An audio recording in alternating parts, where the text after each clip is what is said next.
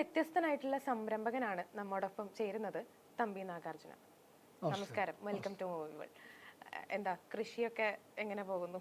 കൃഷിയിൽ നിന്നും അടുത്ത സ്റ്റെപ്പിലേക്ക് മാറി ഇപ്പൊ കൃഷിയിലല്ല ഫോക്കസ് ചെയ്യുന്നത്. ഇപ്പൊ മാനുഫാക്ചറിംഗ് അല്ല, മെഡിക്കൽ കനാബിസിലാണ് ഇപ്പം ഫോക്കസ് ചെയ്യുന്നത്. താങ്കളുടെ റീല് ഒരുപാട് എന്താ പറയാ സുപരിചിതമായിരിക്കും ആളുകൾക്ക്. പക്ഷെ എടുത്തു പറയുകയാണെങ്കിൽ ഞാൻ ഇതുവരെ ആ ഒരു മേഖലയെ കുറിച്ചോ അല്ലെങ്കിൽ ആ ഒരു കാര്യത്തിനെ കുറിച്ചോ നമ്മൾ ആരും ചിന്തിച്ചിട്ടുണ്ടാവില്ല. തമ്പി സാറിന് എന്താ പറയാ കശ്മീരി മുതൽ കന്യാകുമാരി വരെ കഞ്ചാവ് സെല്ല് ചെയ്യാനുള്ള കഞ്ചാവല്ല, മെഡിക്കൽ കനാബിസ്, മരുന്നുകൾ വിൽക്കാനാണ്. ആരും തെറ്റിദ്ധരിക്കേണ്ട, മെഡിക്കൽ പർപ്പസിന് വേണ്ടി മാത്രമാണ്. പക്ഷെ ഈ മെഡിക്കൽ പർപ്പസിന് എന്നുള്ളത് ആളുകൾ ആദ്യമേ കാണില്ല. എല്ലാരും ഇപ്പൊ ഞാൻ പറഞ്ഞതുപോലെ തന്നെ കഞ്ചാവ് സെല്ല് ചെയ്യാൻ എന്നുള്ള രീതിയിൽ മാത്രമേ ആളുകൾ കാണുള്ളൂ. അങ്ങനെ ആരെങ്കിലും കണ്ടിട്ട് എന്തെങ്കിലും സംസാരിച്ചിട്ടുണ്ടോ ഇതിനു മുമ്പ്? അല്ല, അതൊക്കെ സ്ഥിരമുള്ള വിളികളല്ല. അങ്ങനെ ചോദിച്ചു കഴിഞ്ഞു കഴിഞ്ഞാൽ കഞ്ചാവ് പ്രൊമോട്ട് ചെയ്യുന്നുണ്ട് എന്നുള്ള രീതിയിൽ വരുന്നില്ലേ? അപ്പോൾ അങ്ങനെ നോക്കിയാൽ താങ്കൾ പ്രൊമോട്ട് ചെയ്യുന്നുണ്ടോ എന്നുള്ളത് അടുത്ത 21ാം നൂറ്റാണ്ടല്ലേ, 22ാം നൂറ്റാണ്ടാണ്. ഈ നൂറ്റാണ്ടിൽ eat cannabis, drink cannabis, breathe cannabis. Without cannabis the world can survive. അതാണ് കനാബിസ്. അങ്ങനെയാണെങ്കിൽ എല്ലാവരും കഞ്ചാവ് യൂസ് ചെയ്യണം എന്നാണോ പറയണത്? കഞ്ചാവ് എന്ന് പറയുന്നതിനെ കുറിച്ച് തന്നെ ആദ്യം നിങ്ങൾക്ക് എന്താണെന്ന് അറിയില്ല. ആ വാക്ക് എന്താണ് കഞ്ചാവ് താങ്കൾ പറയാം? അതായത് നമ്മൾ പ്രകൃതിയുടെ വരദാനമാണ് എല്ലാ ജീവജാലങ്ങളും മനുഷ്യനും. അതിൽ മെയിനായിട്ട് നമ്മൾ വെജിറ്റേഷനെ ആണ് ആഗ്രഹിക്കുന്നത്, ഭക്ഷണത്തിനും ഒക്കെ ആയിട്ട്. കുറേ ആൾ മാത്രമേ ഉള്ളൂ മൃഗങ്ങൾ കഴിക്കുന്നുള്ളൂ. അപ്പം വെജിറ്റേറിയനിസത്തിൽ ഏറ്റവും ഔഷധമൂല്യമുള്ള ഒരു അത്ഭുത സിദ്ധിയാണ് the ganja or the cannabis or സായിപ്പിൻ്റെ ഹെമ്പെന്ന് പറയുന്നത്. അതിന് പല ഡയമെൻഷൻസ് ഉണ്ട്. ഒരു വലിക്കൽ അല്ലാണ്ട് വലി തന്നെ ചെയ്യാൻ പാടില്ല, വലിക്കാൻ പാടില്ല. കോമൺ മാൻ വലിക്കാൻ പാടില്ല. പിന്നെ ആരാണ് വലിക്കേണ്ടത്? അല്ലെങ്കിൽ സ്പിരിച്വാലിറ്റിയിൽ അങ്ങേറ്റുള്ള അഹോരികളെ പോലുള്ളവർക്ക് അതാകാം. അല്ല, അവർക്ക് എന്താണ് ഇപ്പൊ പ്രത്യേകത? അവര് ബിയോണ്ട് ദി ബാരിയറാണ്, ഹോരികളല്ല. അവരവരുടേതായ ലോകത്ത് ഇങ്ങനെ ലയിച്ച് നടക്കുന്നവരാണ്. ഭൗതിക ജീവിതമായിട്ട് അവർക്ക് യാതൊരു ബന്ധവുമില്ല. അതുകൊണ്ടാണ് അവർ വിവസ്ത്രരായിട്ട് നടക്കുന്നത്. നമ്മളെ കണക്ക് പെട്ടെന്ന് ഒരു നഗ്ന സ്ത്രീയോ പുരുഷനെ കണ്ടു കഴിഞ്ഞാൽ അവർക്ക് ഉത്തേജനമൊന്നും ഉണ്ടാവില്ല. അതിനപ്പുറത്തേക്ക് പോകുന്നവരാണ്. അവർക്കതാകാം, സാധാരണ മനുഷ്യർക്ക് പാടില്ല. ഭൗതിക ജീവിതത്തിൽ ജീവിക്കുന്നവർ വലിക്കരുത്.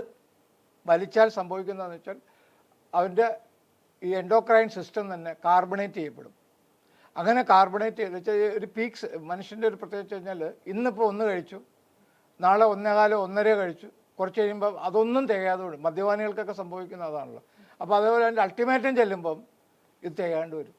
നേരെമറിച്ച് റീസണബിൾ, ഇപ്പം വണ്ടി ഓടിക്കുമ്പോൾ തന്നെ നമ്മൾ റീസണബിൾ സ്പീഡിൽ പോയി കഴിഞ്ഞാൽ ആ വണ്ടി ലൈഫ് ലോങ് ആയിരിക്കും. അതേസമയം ഡെയർ ഡെവിലായിട്ട് വണ്ടി ഓടിച്ചാൽ സംഭവിക്കും. അത് തന്നെയാണ് നമ്മുടെ ശരീരം. നമ്മുടെ ശരീരം ഒരു വാഹനമാണ്. അപ്പോൾ അതിനെ ആവശ്യത്തിന് ഉപയോഗിക്കുക. അപ്പോൾ ശരീരമാധ്യം കലു ധർമ്മസാധനം എന്നാണ് നമ്മൾ ആയുർവേദത്തിൽ പറയുന്നത്. അത് ശരീരത്തിൻ്റെ സൂക്ഷിച്ചാൽ മാത്രമേ നിനക്ക് ജീവിതത്തിൽ സൗഖ്യങ്ങളുണ്ടാവുള്ളൂ.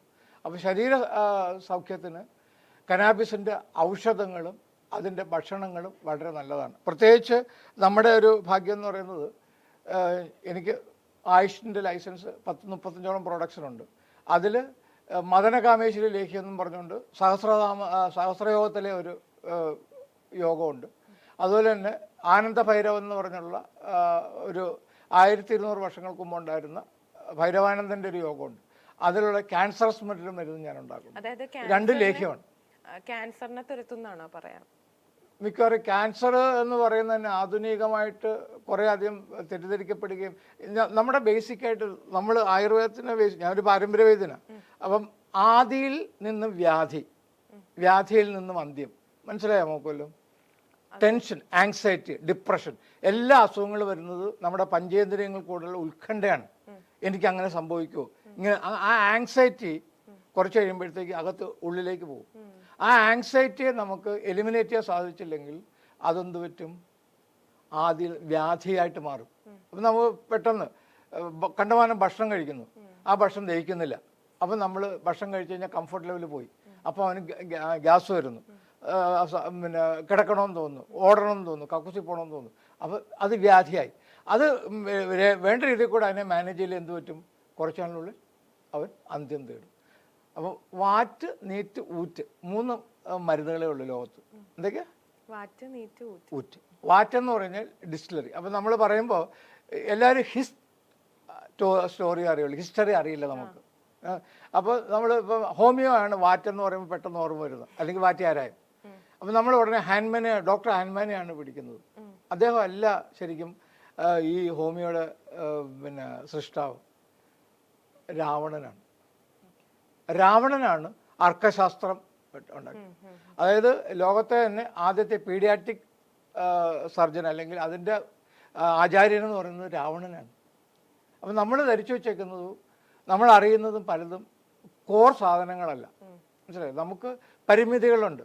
പിന്നെ പ്രത്യേകിച്ച് ഈ ഭരണാധികാരികൾക്കുള്ളൊരു കുഴപ്പം, ഒരു ഭരണാധികാരിയും നാട്ടുകാരെ നന്നാക്കാനല്ല. അപ്പോൾ അവരുടെ തന്നെ ഒരു മാനിഫെസ്റ്റോ, ഒരു മുൻവിധിയുണ്ട്. ഇപ്പോൾ പോലീസുകാരൻ കാണുന്നവനെയൊക്കെ കള്ളനായിട്ടേ കാണുകയുള്ളൂ. കാര്യം ബി സസ്പീഷ്യസ് ആൻഡ് ഡൗട്ട്ഫുൾ എന്നാണ് അവർ പഠിപ്പിച്ചേക്കുന്നത്. അതേസമയം നമുക്ക് ആചാര്യന്മാർ ഭഗവത്ഗീത പറഞ്ഞേക്കുന്നത് സംശയതി വിനശ്യതി എന്നാണ്. സംശയം മാറ്റാനാണ് 17 അധ്യായം വിഷാദയോഗത്തിലിരിക്കുന്ന അർജുനൻ. നമ്മളെല്ലാം വിഷാദയോഗത്തിലാണ്. ഞാൻ ചെയ്യുന്നത് ശരിയാണോ, മറ്റേത് ശരിയാണോ എന്നുള്ള സംശയത്തിലാണ് നമ്മൾ നിൽക്കുന്നത്. ആ സംശയം ദൂരീകരിക്കണമെങ്കിൽ എന്ത് വേണം? വിജ്ഞാനം ഉണ്ടാവണം, വെളിച്ചം വരണം. ആ വെളിച്ചത്തിനെ കുറിച്ചുള്ള അപ്പം അറിയുമ്പോഴും ഉണ്ട് പ്രശ്നം. ഇപ്പോഴത്തെ നമ്മളെ വിഡ്ഢികളാക്കിയിട്ട് കണ്ടവൻ മാറി നിൽക്കട്ടെ, കേട്ടവൻ പറയട്ടെ എന്നല്ലേ നമ്മുടെ കോടതി. നീതി ദേവതയുടെ കണ്ണ് കെട്ടി വെച്ചിട്ടല്ലേ സാഹിബ് നമ്മളെ പറ്റിച്ചേക്കുന്നത്. അപ്പം വിറ്റ്നസ് ചെയ്യാന്ന് പറഞ്ഞാൽ കണ്ടവൻ മാറി നിൽക്കട്ടെ, ഇത് അനുഭവിച്ച കേട്ടവൻ സാക്ഷികൾ പറയട്ടെ. അപ്പൊ അവിടെ പോലും നമ്മളെ വിഡ്ഢികളാക്കി. ഇപ്പൊ ബ്രിട്ടീഷുകാരുടെ ആ ഒരു കാലത്താണ് എന്താ പറയാ കഞ്ചാവിന് നമ്മൾ ഏറ്റവും വഞ്ചിക്കപ്പെട്ടിട്ടുള്ളൂ. അങ്ങനെ പറയണം. അത് എന്തിന്റെ അടിസ്ഥാനത്തിൽ അങ്ങനെ പറയുന്നത്? ഓക്കെ, കഞ്ചാവിന്റെ ഒരു പ്രത്യേകത എന്ന് പറഞ്ഞു കഴിഞ്ഞാൽ കഞ്ചാവ് ഉപയോഗിക്കുന്നവൻ ലിബറേറ്റഡ് ആയിരിക്കും, നിർഭയനായിരിക്കും. നിർഭയനായ ഒരുത്തനെ നിങ്ങൾക്ക് അടിമയാക്കാൻ പറ്റുമോ? അവനെ കൊണ്ട് ജോലിയിൽ ചെയ്യിക്കാൻ പറ്റുമോ? അപ്പോൾ ഇവരുടെ അടിമപ്പണിക്ക്, ഇവരുടെ തോട്ടം ഉണ്ടാക്കാനും, ഇവരുടെ തേയിലത്തോട്ടങ്ങൾ, അങ്ങനെയുള്ള പല കാര്യങ്ങൾ ചെയ്യാനും ഇവർക്ക് അടിമകളെ വേണമായിരുന്നു. പണ്ട് നമുക്ക് ആരാധനാലയങ്ങൾ പോലും പ്രസാദമായിട്ട് തന്നിരുന്ന കഞ്ചാവാണ്. അറിയോ നമുക്ക്? ഭാങ്ങെന്ന് കേട്ടിട്ടുണ്ട്. കഞ്ചാവായിട്ടല്ല തരുന്നത്. അല്ലല്ല, രാജസ്ഥാനിലൊക്കെ എല്ലാ ദിവസങ്ങളിലും, കല്യാണ ദിവസങ്ങളിലും ഒക്കെ. എന്തിനു പറയും, നമുക്കൊക്കെ പണ്ട് കല്യാണ വീടുകളിൽ നമുക്ക് വെറ്റിലയും മുറുക്കാനും സിഗരറ്റും ബീഡിയൊക്കെ തരുമായിരുന്നു. ഇതൊന്നും മോശമല്ല. എവിടെയാണ് അവിടെ കള്ളം കയറി വെച്ചാൽ പെസ്റ്റിസൈഡ്സ് ആഡ് ചെയ്ത് വരാനത്. പെസ്റ്റിസൈഡ്സ് ആണ് യഥാർത്ഥത്തിൽ. കാര്യം വെച്ച് കഴിഞ്ഞാൽ ടുബാക്കോ ഇല്ലേ, ടുബാക്കോ മൗത്ത് അൾസറിന് നല്ലതാ, ഗ്യാസ് ഉണ്ടാവാതിരിക്കാൻ നല്ലതാ, ഇൻഹെയിൽ ചെയ്യുന്നതിന് നല്ലതാ, വെറ്റിലച്ചാറ് വളരെ നല്ലതാണ്. അപ്പോൾ ഇതിനകത്ത് എല്ലാ ഔഷധ മൂല്യങ്ങളുണ്ട്.